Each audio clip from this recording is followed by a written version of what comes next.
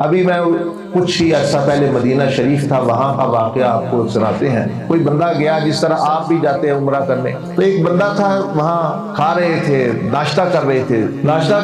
ناشتے میں کھانا پینا جو چیزیں وہاں ہوتی ہیں، کیونکہ ناشتہ کر رہا ہے، دہی کھا رہا ہے، جس طرح آپ بھی ابھی ناشتہ کر کے آئے ہوں گے۔ باتوں میں کہنے لگا، یار کہ مدینہ دی دہی کھٹی کھٹی ہے، مدینہ کی دہی جو کھٹی ہے، جیسے ناشتے میں بندہ کہتا ہے بھائی چنے اچھے بنے ہوئے ہیں، پراٹھے اچھے بنے ہوئے ہیں، مدینہ کی دہی کھٹی ہے۔ اگلے دن وہ بڑا پریشان، روئے تو دھوئے۔ اس سے پوچھا گیا کہ بھئی کیا بات ہے؟ وہ کہ میں تباہ ہو گیا، میں برباد ہو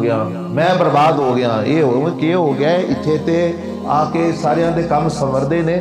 کوئی گل نہیں، خیر ہے، اللہ خیر کرے گا، تو دستے سے کہ مسئلہ بنیا، کوئی پیسے گم ہو گئے نے، اور روئی جائے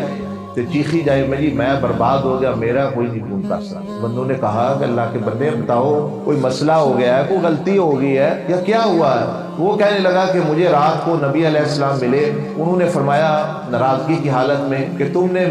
میرے شہر میں آ کے میرے شہر کی دہی کو کھٹا کہا ہے، جہاں میٹھی ملتی ہے وہاں چلے جاؤ اور میرے شہر سے نکل جاؤ، اور جہاں دہی میٹھی ہوتی ہے نا اس شہر میں چلے جاؤ۔ کہ اگر حضور علیہ السلام کو اتنا دکھ، اتنی تکلیف ہوئی کہ اس نے میرے شہر کی دہی کو کھٹی دہی کہا ہے، تو خود اندازہ لائیں دہی کی کوئی اہمیت نہیں بذات خود۔ جو آج ہم اسلام کے بارے میں، نبی علیہ السلام کی سنت کے بارے میں، آپ کی داڑھی شریف کے بارے میں، آپ کے امامہ شریف کے بارے میں، یا کوئی چیز جو آپ کے ساتھ تعلق رکھتی ہے جو دہی سے زیادہ اہمیت رکھتی ہے، کیونکہ سنت تو نبی علیہ السلام کو دہی سے زیادہ پیاری تھی، تو جو اس کے بارے میں بندے باتیں کرتے ہیں اور اس کے بارے میں اس کی اہمیت نہیں دیتے، بلکہ کافروں، فاسقوں، فاجروں اور بدماشوں کی طرح اپنی سیرت اور صورت بنانا پسند کرتے ہیں۔ اب مجھے نہیں پتا کہ نبی علیہ السلام اس کے بارے میں کیا کہتے ہیں۔